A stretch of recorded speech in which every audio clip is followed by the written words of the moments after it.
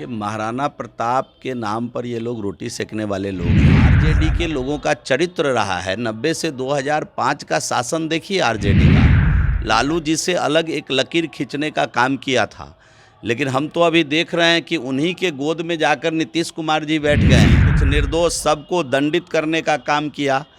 और ठीक छपड़ा के बगल में सिवान, जहाँ के विधानसभा अध्यक्ष अभी वहीं से चुनकर आते हैं, उसी जिला में फिर जहरीली शराब से मौत हो गई। नमस्कार, आप देख रहे हैं न्यूज़ फॉर नेशन। मैं आपके साथ अजय सिंह। जदयू के संसदीय बोर्ड के अध्यक्ष उपेंद्र कुशवाहा ने कल एक बड़ी बात कर दी। उन्होंने साफ तौर पर कहा है कि जदयू के कई बड़े नेता हैं जो बीजेपी के संपर्क में हैं, यानी कि अब जो संभावना लगाया जा रहा है कि मुख्यमंत्री नीतीश कुमार फिर से पलटी मारेंगे और बीजेपी में शामिल होंगे। इस पर बात करने के लिए हमारे साथ हैं बिहार सरकार के पूर्व मंत्री जीवेश कुमार मिश्रा।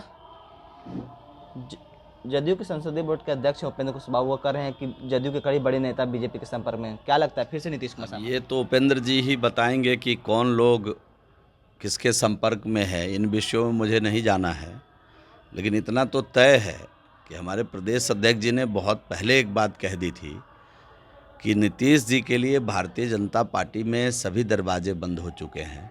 तो इस प्रकार के कयास लगा करके लोग अपनी वैल्यू अपनी अपनी पार्टी में बढ़ा रहे होंगे। भारतीय जनता पार्टी का इससे कोई लेना देना नहीं। आज किस तरह से देख रहे हैं कि स्वाभिमान दिवस मनाया जा रहा है, राजपूतों के लिए महाराणा प्रताप की जयंती मनाया जा रहा है? देखिए, महाराणा प्रताप के नाम पर ये लोग रोटी सेकने वाले लोग हैं। महाराणा प्रताप महान देशभक्त थे, महान राष्ट्रभक्त थे, और भारतीय संस्कृति और भारतीय मूल्य को पहचानते हुए उन्होंने अपना सर्वस्व देश के लिए लुटा दिया। पहले इस चरित्र को आत्मसात करने वाले लोगों को ही महाराणा प्रताप की जयंती मनाने का अधिकार है। इसको कैसे देख रहे हैं आप कि आरजेडी कोटे के कई मंत्री हैं जो विवादित बयान दे रहे हैं आए दिन? आलोक कुमार मेहता कल बोल दिए हैं कि 10% वाले लोग मंदिरों में घंटी बजाते थे, और वहीं बात करें तो रामचरितमानस को लेकर उनके मंत्री इस तरह से विवादित बयान दे रहे हैं। आरजेडी के लोगों में एक होड़ सा मचा हुआ है। आरजेडी के नेता कभी बयान दे रहे थे कि हम A to Z वाली पार्टी हैं, और फिर आरजेडी के मंत्री किस प्रकार हिंदू धर्म को अपमानित कर रहे हैं, किस प्रकार कभी सेना को अपमानित कर रहे हैं, किस प्रकार नफरत फैलाकर राजनीति करना चाहते हैं। 70 वर्ष पहले जो देश आज़ाद हुआ, क्या हुआ नहीं हुआ, जिस मंत्री ने बयान दिया है उनकी पैदाइश भी नहीं हुई थी उस समय, और वो बयान दे रहे हैं इस प्रकार का। तो आरजेडी के लोगों का चरित्र रहा है 90 से 2005 का शासन देखिए आरजेडी का। उनका चरित्र ही यही रहा है। उस समय इनके नेता ने नारा दिया था भूरा बाल साफ करो, और जिस प्रकार समाज के अंदर विद्वेष फैलाया था, तभी नीतीश कुमार जी जैसे लोगों के ऊपर हम लोगों ने उन पर भरोसा करके लालू जी से अलग एक लकीर खींचने का काम किया था। लेकिन हम तो अभी देख रहे हैं कि उन्हीं के गोद में जाकर नीतीश कुमार जी बैठ गए हैं। और आप जरा देखिए ना कि एक के बाद एक, कभी सेना को अपमानित कर देना, कभी हिंदुओं को अपमानित कर देना, कभी हिंदू समाज छत बिछत खंड खंड में कैसे बटे, इस प्रकार का बयान देना। तो ये कोई इत्तेफाक नहीं, ये राजद की सोची समझी रणनीति है। ये फिर से 90 वाले दशक में, 90 से 2000-2005 का जो इनका शासनकाल था, उस प्रकार की व्यवस्था खड़ी करके जदयू को अलग थलग करके अकेले सत्ता में आने का एक सार्थक प्रयास, या ये कहिए कि निरर्थक प्रयास कर रहे हैं। जिस तरह से आप लोग शीतकालीन सत्र में जहरीली शराब का मुद्दा उठाए थे, सिवान में जिस तरह से जहरीली शराब से मौत हुई, फिर बीते दिन जहरीली शराब से 5 लोगों की मौत हुई। आपने देखा नहीं, आज के अखबार में आया हुआ है, मैं तो वही देख रहा था कि सिवान छपड़ा के बगल में है, और खूब ऊंची ऊंची बात की गई, जो पिएगा वो मरेगा, ये हो जाएगा वो हो जाएगा।